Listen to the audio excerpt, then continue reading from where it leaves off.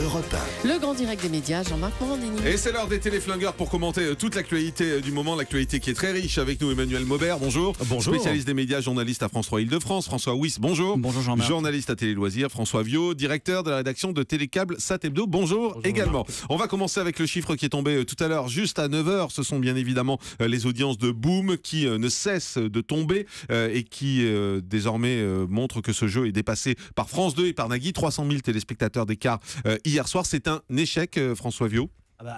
Sur ce coup-là, TF1 a tout faux. Parce que quand on achète un format à succès à l'étranger, il faut certes l'adapter, mais il ne faut pas le dénaturer. Et TF1 a été tellement omnibulé par une assimilation aux attentats terroristes, ils ont voulu en faire un truc un peu cartoonesque, gaguesque, qu'ils ont complètement tué le suspense. Oui, mais qu'est-ce qui vous dit que s'ils avaient gardé le concept de base, ça n'aurait pas été encore plus compliqué? On sait très bien que TF1 a hésité longtemps avant de le mettre à l'antenne, parce que justement, ils avaient peur de ce côté anxiogène de la bombe. Rien ne prouve, François, qu'il ne serait pas à 13-14% avec le concept de base. En fait, Emmanuel Maubert, est-ce que la bêtise, c'était pas d'acheter un jeu qui tourne autour d'une bombe en période d'attentat et de terrorisme? Ils l'ont acheté un petit peu avant les attentats de Charlie Hebdo, mais c'est vrai que là, c'est assez ringard ce qu'on voit, quoi. Cette espèce de bonbonne, là, de coloré qui lance des confettis.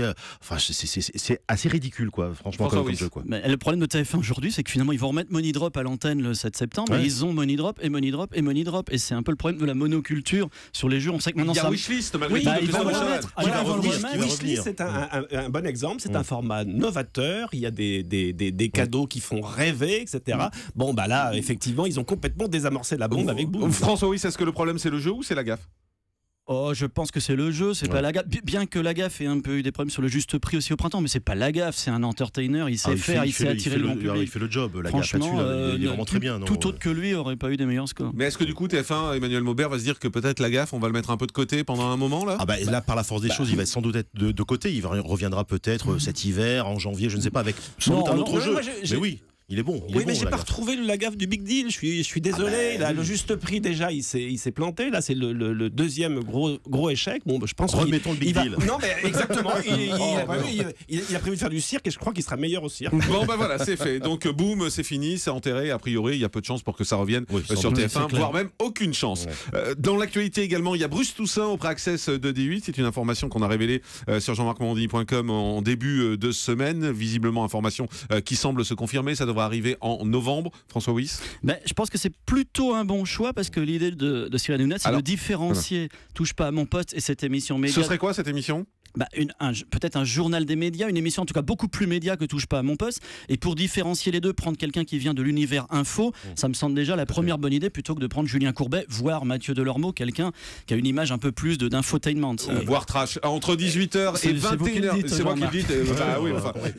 Il suffit de regarder son passé. Quand on voit entre 18h et 21h D8 qui ne va parler que de télé pendant 3 heures, est-ce qu'ils ne vont pas vers une overdose? Mais tout dépend du concept qu'ils vont mettre à l'antenne. Je ne fais pas une réponse de Normand, mais si vraiment c'est un journal des médias avec du reportage, des rebonds, des chiffres, et que n'en touche pas à mon poste, c'est encore plus de happening et un peu moins de débat, ça me semble peut-être tenir là-haut. Emmanuel Maubert. Touche pas à mon poste, c'est vraiment un show Hanouna. Je veux dire, la télé est presque prétexte pour le show à Hanouna. Là, l'idée, effectivement, avec Bruce Toussaint, qui sait très bien mener les bandes, qui est vraiment un meneur de bande. On le voit le matin sur iTélé, on l'a vu ici à Europe 1 il y a quelques années. Voilà, là-dessus, ce sera vraiment quelque chose de beaucoup plus de décryptage, d'analyse, de choses comme ça, sur les chiffres. Mais ce ne sera pas uniquement un journal des médias, il y aura du divertissement. Et moi, je pense que Bruce Toussaint, il a la carrure, il l'a déjà démontré, il a animé des jeux. Et puis, je suis d'accord avec Emmanuel, c'est un formidable meneur de bande. Et moi, j'y crois beaucoup. Et puis, on a tous envie d'y être, surtout. Oui. Ah bon, c'est ça. Dites-le, Emmanuel Maubert. Très bien. Vous serez à côté de Mathieu Delormeau.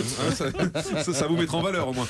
Le projet de chaîne Info Continue de France Télé, ça a été annoncé par la nouvelle présidente Delphine Ernotte. Est-ce que c'est une bonne idée de créer une chaîne d'information de plus? On sait qu'il y a iTélé, on sait qu'il y a BFM TV, on sait qu'il y a LCI qui est en train de ramer pour essayer d'arriver sur la TNT gratuite. Une chaîne de plus, François Wyss? Moi, ce qui me surprend surtout, c'est d'en faire vraiment le projet prioritaire de France Télévisions. Et d'ailleurs, hier soir, je me suis replongé dans le projet de Delphine Ernotte présenté au CSA, qui s'appelait Audace 2020, tout un programme. Et en page 27, juste avant la conclusion, il y a un petit paragraphe qui évoque la chaîne Info. Donc, c'est présent dans le projet, mais c'était pas en tout cas prioritaire. Et je pense qu'il y a une... Oui, mais enfin, c'est cohérent avec ce qui a déjà été fait. Les fondations. On en a besoin d'une chaîne supplémentaire d'infos ou pas à France Télévisions, oui, il y a une rédaction, la plus grande rédaction télé de France, et puis il y a les fondations. Enfin, ils déjà. arrivent après la bataille, là. Oui, mais il y a les fondations. Ça fait 10 ans qu'il y a des chaînes infos. Mais il y avait un projet il y a 10 ans avec Paul Naon et Bernard Benjamin qui a été complètement enterré par les précédentes présidences de France Télévisions. On se demande bien pourquoi d'ailleurs, parce que si France Télévisions avait lancé sa chaîne info il y a 10 ans, elle serait sans doute la numéro 1 aujourd'hui. Oui, ça c'est d'accord. Voilà, mais là, est-ce qu'on n'arrive pas après la bataille? Mais oui, mais il y a quand même un créneau, parce que je pense que là, Delphine Ernotte, ce qu'elle veut, c'est vraiment proposer une nouvelle offre numérique globale pour France Télévisions, donc avec sans doute des chaînes thématisées sur la fiction, sur les reportages, des choses comme ça. Et pourquoi pas effectivement... elle sera invisible sur le numérique. Elle sera invisible sur le numérique. Alors moi, ça me fait marrer, parce que le CSA au printemps a retoqué le passage de LCI sur la TNT gratuite. Enfin, on va pas se mentir, cette chaîne, elle existera si elle est sur la TNT gratuite à la place de France 4 ou France O. Et ça, pour le moment, on est loin d'y être. Et je pense que pour le moment, c'est un effet d'annonce, parce qu'il y a eu la nomination d'un numéro 2 venu de TF1. On a besoin de dire, il fallait le nommer vite, il fallait le nommer à l'insu du numéro 1. Et du coup, ça justifie. La chaîne info devient le programme prioritaire, le projet prioritaire, il fallait le nommer en priorité. Et est-ce qu'il faut aller vers ça? Est-ce qu'il faut aller vers la suppression de France 4 et France O pour la remplacer par une chaîne info? C'est pas forcément ça en soi une mauvaise idée, mais elle en est loin. En tout cas, le CSA aura du mal à faire avaler la pastille au groupe TF1. Non, mais il y a un énorme chantier qui est en cours actuellement à France Télévisions, c'est le rapprochement, la fusion des deux rédactions de France 2 et France 3. Alors la question que je me pose d'abord, est-ce qu'elle va se faire, cette fusion qui a déjà été entamée par Rémi Flimelin? Et puis surtout, bon, là il y a un énorme manque à gagner pour France Télévisions. Les dotations de l'État sont en baisse. Alors, créer une nouvelle chaîne ambitieuse, parce que ça coûte de l'argent, une chaîne info. Créer une nouvelle chaîne ambitieuse alors que les dotations de l'État sont en baisse.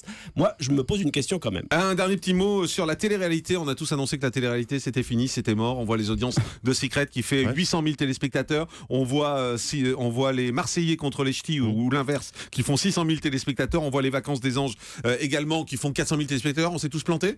Non, c'est sur la TNT, ça fonctionne. Voilà. Sur une chaîne historique, ça ne fonctionne pas. Sur TF1, on a vu le prime de Secret Story n'a pas marché. Effectivement, c'est adapté à l'œuvre de la TNT et aux audiences de la TNT. Très bien.